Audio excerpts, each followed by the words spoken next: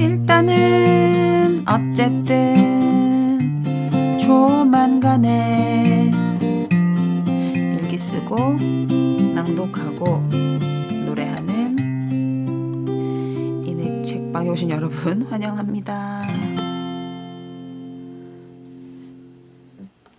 네, 안녕하세요. 이내 책방 라디오. 일단 어쨌든 조만간에 저는 이내입니다. 일기 쓸 거를 생각 하나도 안 하고 바로 녹음을 시작해버렸네요. 무슨 이야기를 하면 좋을까요? 오늘은 비가 오다가 그쳤다가 또 올 준비를 하다가 그런 날씨였어요. 그래서 돌아오는 길에 안개가 잔뜩 끼어있는 거리를 걷다 보니까 물속을 걷는 기분이 좀 들더라고요. 물속은 걸을 수 없지만 엄청 그 축축한 공기 속을 또 걸어서 약간 후덥지근한 그런 상태로 걸었어요. 그러다 보니까 비슷한 상태로 걸었던 지난 약간 늦여름쯤이라고 해야 되나? 그 교토시를 혼자 걷던 그 생각이 났어요. 교토를 이렇게 걸어가지고 가는데 모기가 걷고 있는데도 모기가 너무 괴롭히더라고요. 좀 그런 느낌은 진짜 처음인데 보통 우리나라에서 모기는 가만히 있을 때 슥 다가와서 공격하는 건 좀 익숙했는데 그때 완전 그 막 계속 움직이는데도 그 막 극렬하게 달라붙는 모기에 대한 기억이 오늘도 조금 벌레들이 좀 이렇게 다가오더라고요. 막 여기저기 좀 간지러운 기분이 들긴 하던데 그래서였는지 아무튼 그때 혼자 걷던 교토가 생각이 났어요. 거기서 제가 한 서너 시간 걸어가지고 서너 시간 넘었나? 아무튼 걸어서 교토에서 우지라는 그 약간 또 작은 그 동네로까지 걸어서 찾아갔는데 진짜 중간에 엄청 포기하고 싶었거든요. 너무 힘들어가지고 그 여기 나올 때마다 저걸 타야 돼 말아야 돼. 근데 뭔가 제가 도착해서 나 걸어서 왔어 라는 이야기를 너무 하고 싶어가지고 그 단순한 이유로 와 정말 힘들게 걸었습니다. 그렇게까지 육체를 많이 쓰고 살진 않는구나 라는 생각이 들어요. 하루에 뭐 15,000보 걸어도 그게 그렇게까지 그 엄청나게 몸을 썼다는 기분이 드는 정도는 아니거든요. 근데 제가 어제 그 밭에서 일하고 오늘 진짜 오랜만에 근육통 때문에 왜 앉았다 일어날 때마다 약간 이렇게 소리 내면서 그랬거든요. 하필 막 지갑에서 500원 떨어졌는데 뭐 줍는데 한참 걸려요. 너무 아파가지고 아직도 조금 다리를 중심으로 진짜 많이 아파요. 농사라는 게 쪼그리고 앉았다가 일어났다 앉아서 뭐 계속 유지하는 그런 동작이 많으니까 정말 그 관절과 이런 데는 좋지 않은 것 같다는 생각이 들고 뭐 엄마가 걱정이 많이 됐어요. 네. 뭐 어느 정도 몸을 쓰고 사는 것이 더 좋다고는 생각하거든요. 특히 이제 몸을 거의 쓰지 않던 아빠는 농사를 짓는다는 게 믿어지지 않을 정도로 몸을 써서 살게 되었는데 그래서 좀 거리를 두고 생각하려고 해요. 부모님도 뭔가 안 그러면 괴로워지니까 내가 자식으로서 뭔가를 해야 되지 않을까. 뭐 도리 이렇게 지내는 것은 뭐 도리가 아닌 게 아닐까. 뭐 이런 생각들이 빠지기 쉽기 때문에 그래서 최대한 거리를 두려고 하거든요. 그냥 인간적으로 감응하려고 노력해요. 뭔가 고통을 느낀다면 고통을 느끼는 한 인간으로 대하고 싶지 내가 뭔가 잘못해서 뭔가 고통을 전가시키는 가족적인 사고방식으로는 최대한 대하지 않으려고 애를 쓰긴 하는데 그게 맞는지 틀리는지도 모르죠. 어쩔 수 없어서 그렇게 하는 것 같아요. 제가 뭔가 할 수 없으니까요. 결혼을 하고 부모님을 부양하고 뭔가 남들처럼이 뭔지는 모르겠지만 아무튼 그렇게 할 수 없다고 생각해서 할 수 있는 것을 하려고 하는데 참 그것도 어렵죠. 그렇습니다. 네, 오늘은 5.18 이었어요. 이따가 책 낭독하고 나서도 또 잠깐 얘기하겠지만 엄마가 기억이 난다고 하더라고요. 제가 5월생이거든요. 80년 5월생이에요. 그 5.18 지나고 얼마 안 지나서 제가 태어났는데 엄마가 약간 그런 이상한 분위기를 느꼈고 뭐 부산에 있었으니까 완전히 정보가 차단돼 있어서 알 수 없었지만 그 무렵의 분위기가 떠오른다고 하더라고요. 아, 그리고 이번에 되게 신기한 얘기를 들었어요.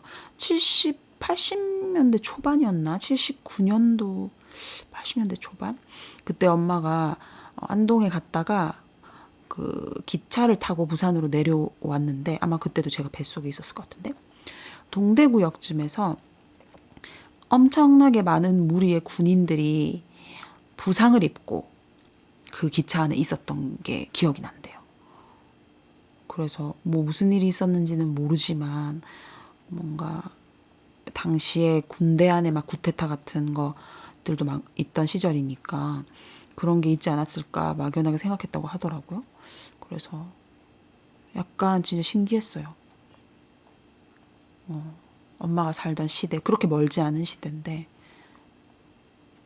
배부른 엄마가 배가 불렀는지 안 불렀는지 모르겠지만 아무튼 기차를 타고 가는데 전쟁도 아닌데 부상을 입은 군인들을 무더기로 보았을 때 어떤 기분이었을까? 그 얘기를 듣는데 뭐 5.18도 이제는 우리가 알게 되었잖아요. 수많은 그런 어떤 노력들로 인해서 알게 되었는데 그거 말고도 모르게 숨겨져 있는 것들이 또 엄청나게 많을 것 같다는 생각이 들기도 하고요. 그리고 그 광주 비디오라고 불리는 5.18이 담겨 있는 그 독일 사진 기자의 영상이라든지 아니면 뭐 미국에서 만들었던 뭐 그런 영상들을 몰래 보면서 운동권들이 이렇게 민주화 운동을 계속 해 나갔는데 그 비디오를 보고 인생이 바뀐 사람들이 많다는 그런 것도 TV에서 봤거든요. 그걸 보면서 무언가를 보고 내 인생이 바뀔 만한 그런 강렬한 뭔가 무엇일까? 그런 생각이 들더라고요. 요즘은 그런 게 참 없지 않나요? 뭔가를 보고 인생의 방향을 확 바꿀 만한 강력한 어떤 이미지나 뭐 메시지나 그런 것들이 지금 세상에는 뭐가 있을까? 그런 생각이 또 스치고 지나갔네요. 또 주저리 말이 많았다, 그죠? 네, 오늘 조만간의 노래는 그녀들 불렀어요. 네. 제 2집에 있는 노래인데, 네. 제가 오늘 뭐 프로필 같은 거 예전에 썼던 걸 한번 찾아봤는데 그런 내용이 있더라고요. 뭐 가수냐 작가냐 묻는다면 생활가라고 대답해서 분위기를 어색하게 만든다. 하지만 할머니가 되어서도 기타 치고 노래하고 글 쓰고 싶다. 그런 오그라드는 말을 했는데 실제로 그 우도에 있는 그 밤수지 맨드라미 책방에 갔을 때 저랑 또래인 그 부부가 운영하고 있었거든요. 그래서 저에게 뭐 가수냐 작가냐 질문을 했는데 제가 생활가가 되고 싶다고 대답을 했는데 그 친구가 그 이후로 정말 진지하게 그 얘기를 할 때는 진짜 분위기 좀 어색해졌거든요. 근데 그 다음에 부를 때 정말로 저를 생활가님은 이렇게 불러주셨어요. 그래서 되게 좋았던 장면과 기억으로 남아있네요. 우도 가고 싶다. 네, 그렇습니다. 어쨌든 낭독. 오늘은 목수정님의 파리의 생활 좌파들 중에 한 부분을 읽어보겠습니다. 다양한 좌파라고 생각하고 좌파로 살아가는 사람들을 인터뷰한 책인데요. 그중에 오늘 제가 읽을 부분은 분홍돼지 엽서를 그리는 남자라는 제목을 달고 있는 거리 예술가 에릭 브로시에에 관한 부분입니다. 먼저 38페이지 읽어볼게요. 하기 싫은 일이 뭔지 아는 것. 그래서 그 일을 하지 않는 건 쉽다. 일단 흥이 안 날 테고 몸도 안 따라줄 테니. 그러나 무한히 열려있는 선택지 앞에서 원하는 것을 고르는 일은 생각처럼 쉽지 않다. 도대체 내가 원하는 게 뭔지 알지 못하는 병은 4개 중 하나의 정답. 그것도 내가 옳다고 생각하는 하나가 아니라 세상이 옳다고 생각하는 하나를 추정하는 훈련만 무수히 해온 사람들에게는 어쩌면 피할 수 없는 병이다. 많은 이가 죽을 때까지 결국 아무것도 선택하지 않고 무수한 세상의 시선과 관심, 대세에 떠밀려 다닌다. 그러다가 결국 원하는 것이 뭐였는지도 모른 채 생은 끝나버리기 십상이다. 죽는 날에도 유행하는 방식에 따라 자손들의 체면을 구기지 않으면서 유행하는 수의를 입고 유행하는 관 속에 얌전히 들어가 주어야 하는 것이 수많은 평범한 사람의 운명이다. 사람들은 자유의 번잡함이 괴로운 나머지 자발적으로 선택지를 좁힌다. 자율화된 학생들의 복장은 교장들의 용단과 학부모들의 열렬한 지지 속에 다시 교복시대로 복귀하고 세상의 미혼 남녀들은 자신의 직관과 느낌으로 짝짓기를 포기하고 결혼중개업체에 배를 불리는 선택을 한다. 자유는 싫어. 선택은 귀찮아. 그냥 정해줘. 그럼 시키는 대로 할게. 이런 아우성이 곳곳에서 들린다. 최근 청소년들에게서 나타나는 가장 심각한 증상은 불같은 반항이 아니라 무기력이라는 진단이 나오고 있다. 10년간의 짧은 민주화 경험 이후 이토록 왕성하게 자라난 독재 시절에 대한 노스텔지어를 생각해보면 지금 한국 사회를 지배하는 세력은 단지 부정선거의 결과만은 아닌 듯 싶다. 절반 정도는 독재와 권위가 익숙하고 편한 사람들이 불러들인 재앙이기도 하다. 자본주의가 세상을 움직이는 종교가 되면서 자본의 논리는 지구촌 사람들을 빠른 속도로 제압해갔다. 그러면서 사람들은 뭔가 다른 것을 희망하기를 점점 잊어가는 중이다. 그런 와중에 에릭은 자신이 원하는 일을 하고 원하지 않는 일은 하지 않으며 살아감으로써 간단히 세상의 종교인 자본을 제압한다.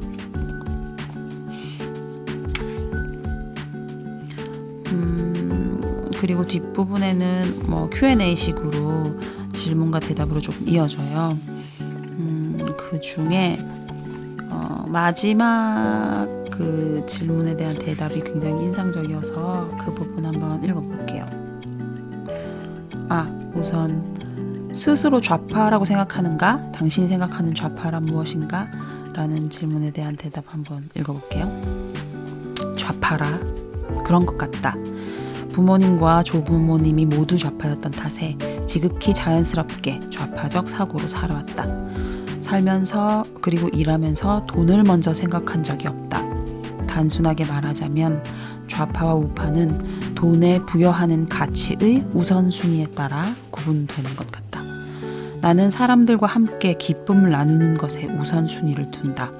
우선 내가 행복할 수 있는 일을 선택하고 그 일을 통해 사람들과 더불어 행복할 수 있기를 바란다. 작업할 때도 사람들의 얼굴에 웃음이 번지게 하는 것과 일상에서 전혀 누릴 수 없는 색다른 경험을 사람들에게 선사하는데 초점을 맞춘다. 각별히 아름다운 것을 보여주려 하기보다 도시에 살며 잊고 지낸 것들을 일깨워주려고 한다.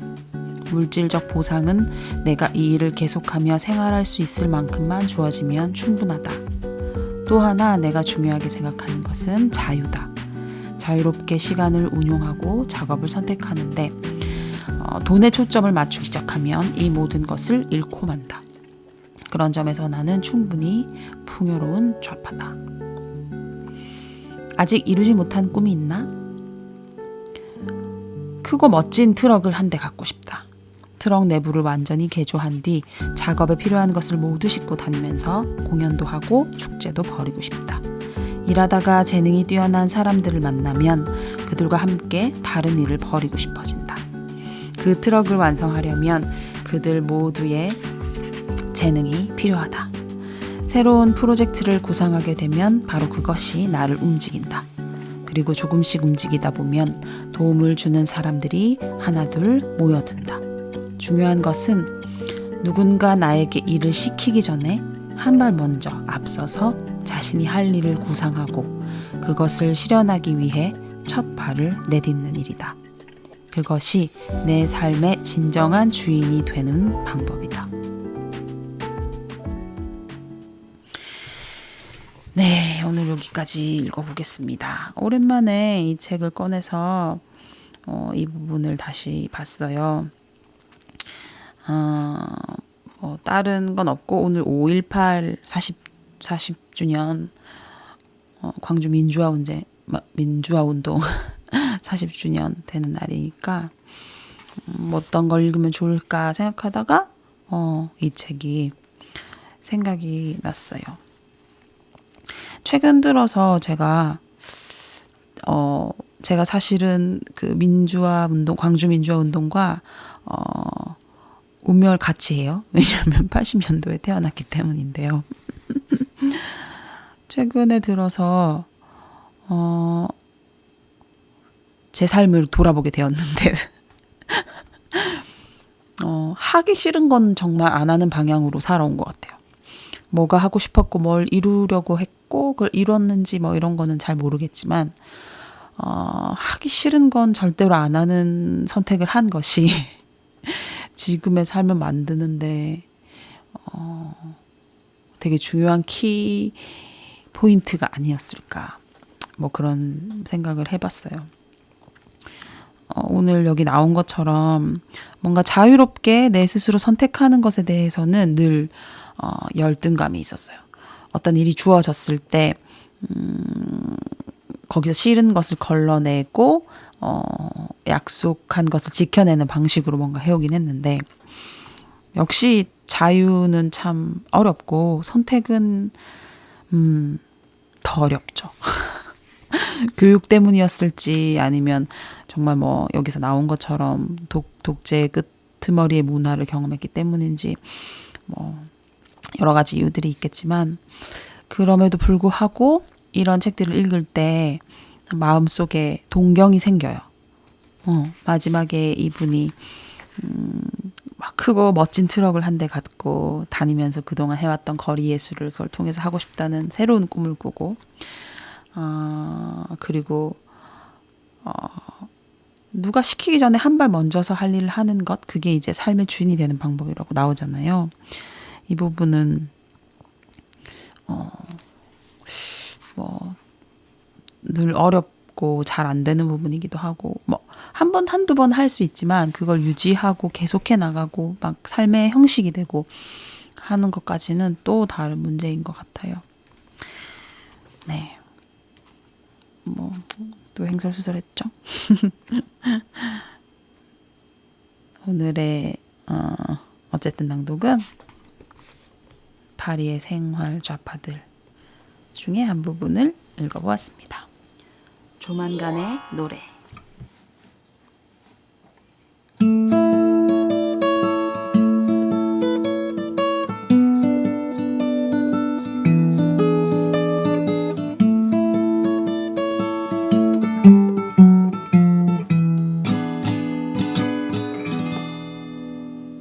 몸이 밝은 그녀는 햇볕 아래 빨래를 널고 고양이의 숨은 상처를 살피네.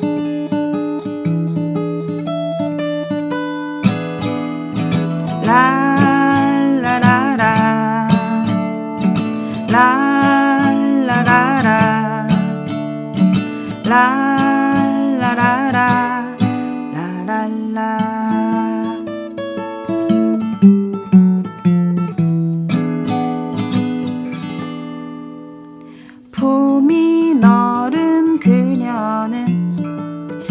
고개를 끄덕끄덕 그 사람의 지난 역사를 쫓아가네.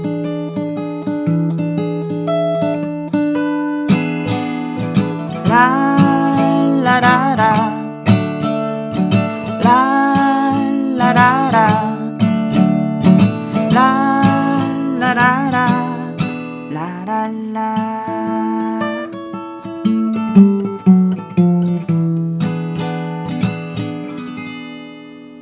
손이 깊은 그녀는 꽃그림을 그리며 자신의 마음과 세계를 이해하네. 그녀의 몸, 그녀의 품, 그녀의 손, 그녀들, 그녀의 시간,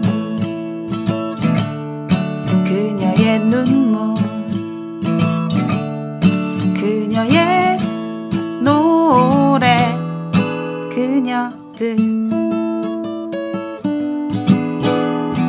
랄라라라 랄라라라 랄라라라 그녀들.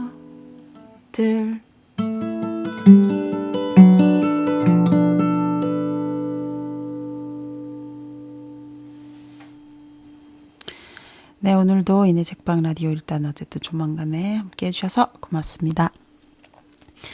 네, 좋은 하루 보내셨나요? 그렇더라도 혹은 아니더라도 상관없이 또 새로운 시간들 앞에서 부디 다시 시작해 봐요.